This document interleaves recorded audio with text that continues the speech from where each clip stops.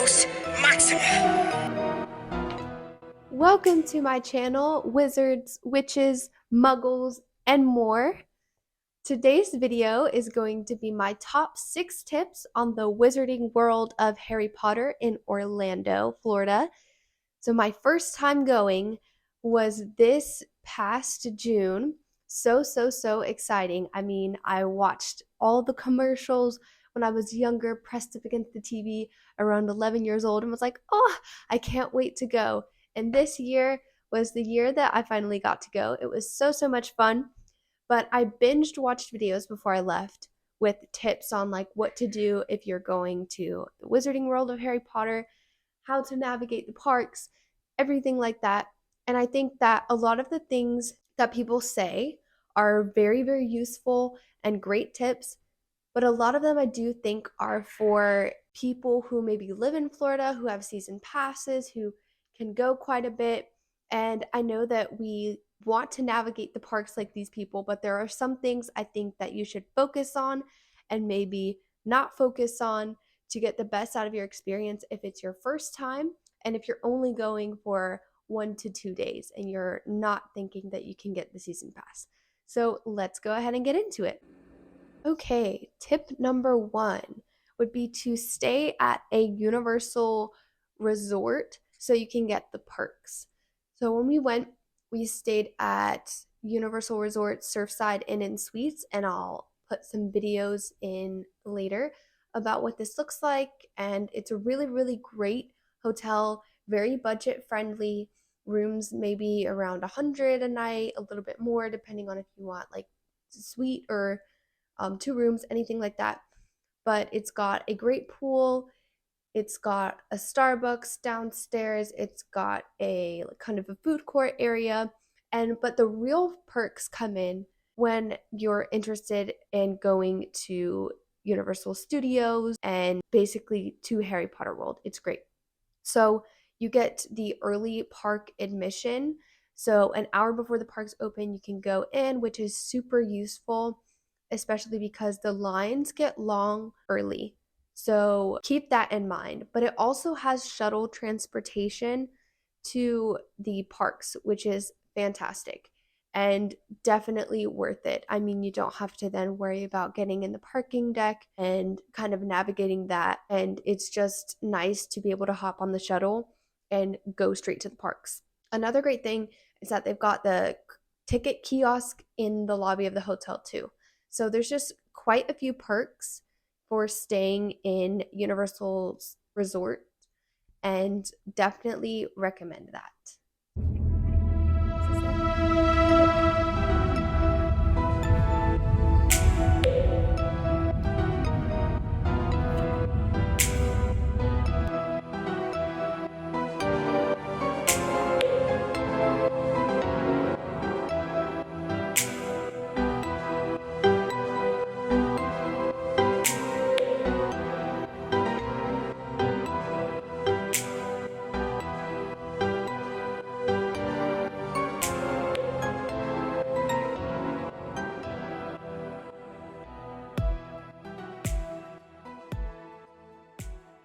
Okay, tip number 2 is go early.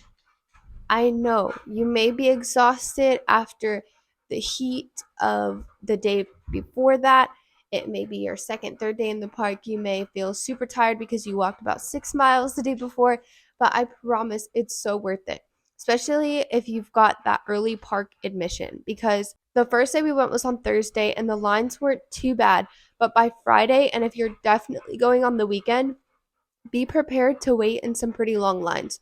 So that hour before that you can get into the park, and you may even want to go early enough to where like you are at the front, and note that there's a really long walk up to the park by that 8 o'clock that you can get in. And it's worth it because a lot of the rides might not open until the park actually opens, but Hagrid's Magical Creatures Motorbike Adventures ride is very popular. People will start lining up as soon as that early admission starts. So I think we got there a little bit after because we had just arrived to the park at the time of the early admission, so it took us a little while to actually walk up and like get into the park. And by the time we had done that, I think the wait was already like 45 minutes or an hour. Like that ride is so popular. So, but I will say it's so worth it because we waited till the very last second to ride that ride, and it was so much fun. I was actually a little bit sad that we had waited that long. So, I definitely recommend just to go early to wait in line for that ride that you really want to ride, or if you want to just be able to ride a few other rides that maybe you wouldn't have time for if you got there a little bit later. But not regardless, getting there early is so worth it. So make sure you budget for that. Tip number 3, this is a very important one. If you are planning on going to Diagon Alley and Hogsmeade, you need the Park Hopper Pass. And make sure that you get this because it allows you access through both of the parks. You can see everything that's in it. It's not just Harry Potter World, so it's definitely worth your money. You get to see everything, you get to ride all the rides. So Diagon Alley, which is the Universal Studios part, it has one ride, but it's got Diagon Alley, so it's an amazing thing to see. It's got the big dragon blowing fire, which I can insert a video to as well. So that's super worth it. Then you can ride the Hogwarts train from Diagon Alley to Hogsmeade. Unfortunately, we did not get to do this because when we got the early park admission, they were only letting us into Islands of Adventure, which was the park for Hogsmeade. So we ended up basically only riding the Hogwarts Express from Hogsmeade back to Diagon Alley, but I've heard from multiple people that it's worth it to go both ways. But unfortunately, the line was super long to ride it from Diagon Alley back to Hogsmeade the next day. So make sure you budget time for that and know that if you're getting the early park admission, it's not necessarily going to let you start at whatever park that you want to. So just to mention that, but yeah, so make sure you get the park hopper pass, but also note that there is a third park, and that is the water park, and you don't need to buy the ticket for that. I accidentally got the ticket because I thought that I had to. So you don't have to unless of course you want to. But I think you'll, if you're only staying for a day, definitely don't. You're not going to have time for it.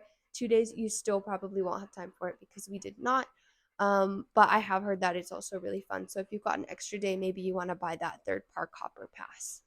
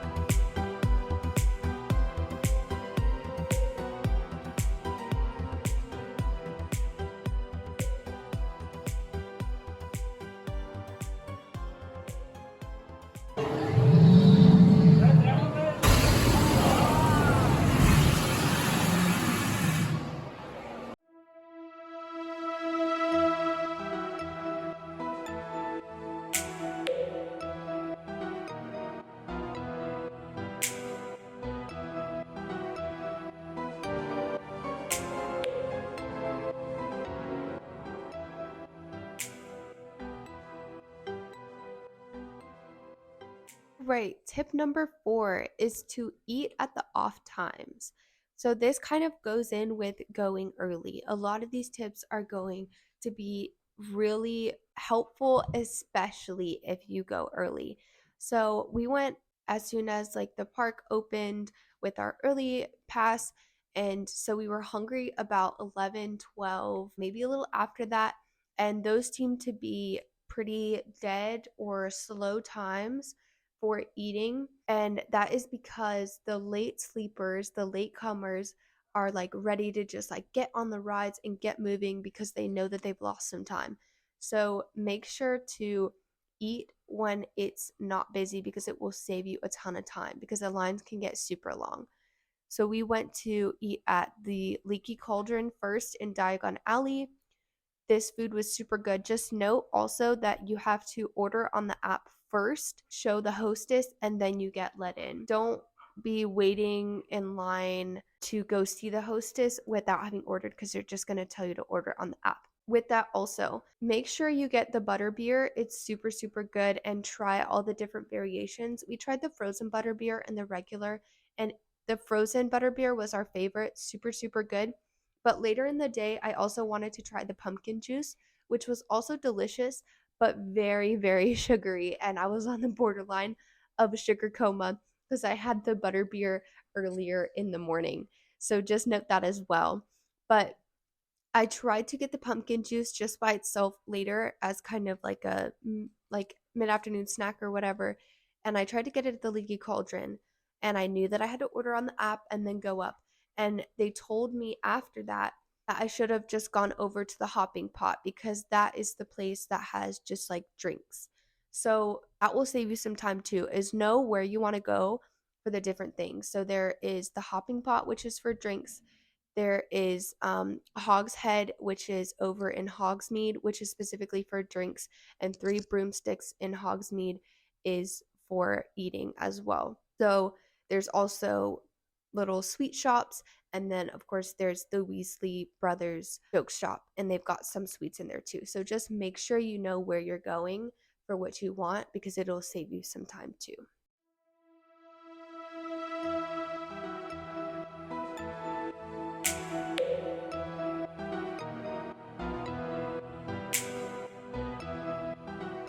Tip number 5 is to stay late. I know, you're like, wait, didn't you say to come early? Yes, but also stay late. Even if you have to go back to your hotel, take a mid-afternoon nap when the heat is at its highest and come back, I promise it's still worth it to stay late. And the reason for this is because you can literally get on some rides with a 0-minute wait time. This happened to us. So we got off the Hagrid's Magical Creatures motorbike adventure ride. That is a mouthful. And we walked over to Harry Potter's Forbidden Journey, which we had ridden earlier, but it was really fun and the wait time was going to be 0 minutes. The attendant lady was like, come on, come quick. You literally have 30 seconds left to get on this ride because they were about to close the park. So we did, and we ended up walking right up to the front and just getting on the ride. So it is super worth it. I can't guarantee that the Hagrid's motorbike ride is going to be one of those rides because it's just so popular, but you might be able to ride the Hippogriff ride another time. Gringotts might be that way. That one also is really popular, but it's still super worth it. If there's any last minute things that you want to do, staying late can offer you that extra cushion time. So make sure to do that.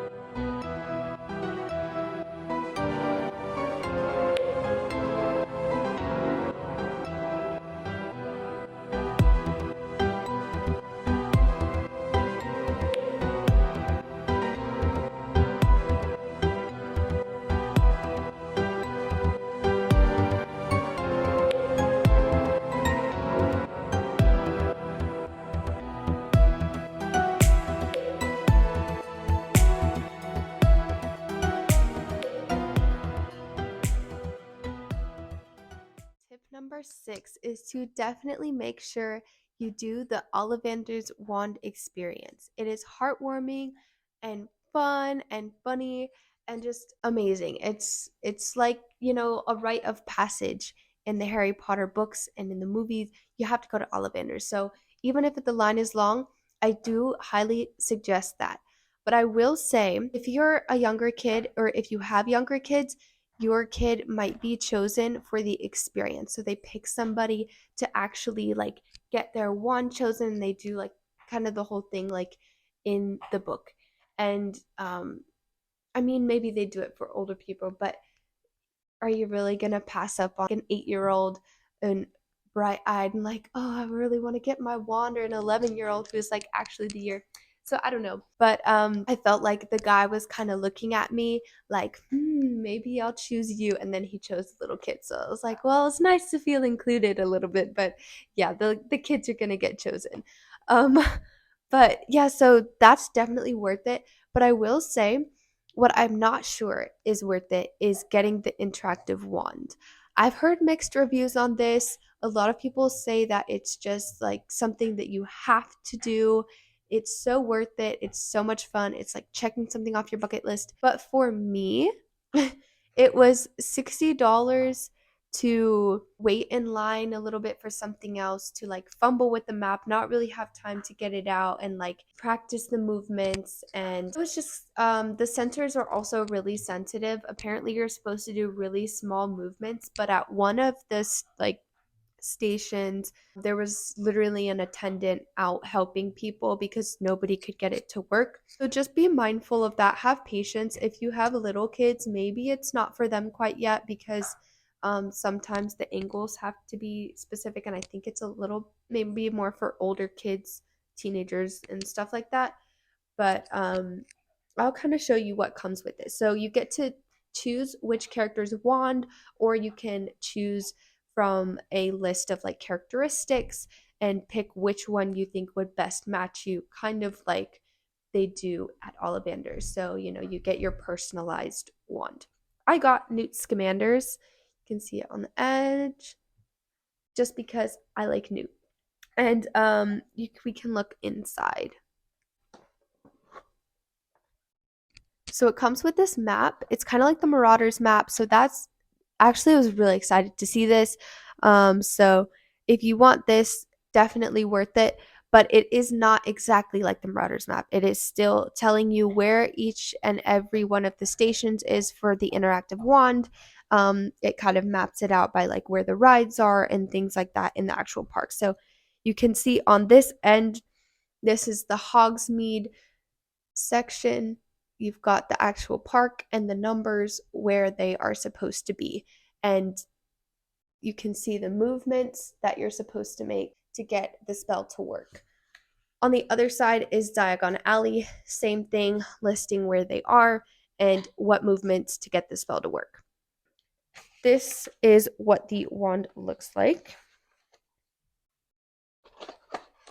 It's a pretty good size, a good weight, feels very magical, and it's got the interactive sensor on the end. So is what it looks like. Obviously, not all of them look the same because this is supposed to be what Newt Scamander's one looks like. But if that sounds like something that you're interested in, maybe your kid might be interested in, I would say it's worth it. Just note that it might be more worth it if you have a season pass and you have time to kind of do all the things you want to do and stop and do the spells and wait a little bit, because there are usually a few people in line also trying to do the spells.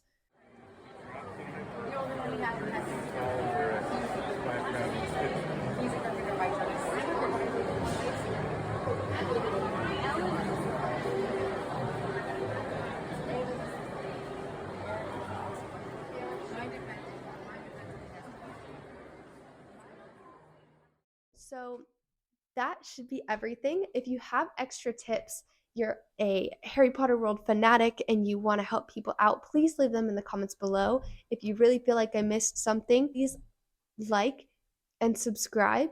And thank you so much for watching. I hope that you guys have a great trip. Bye.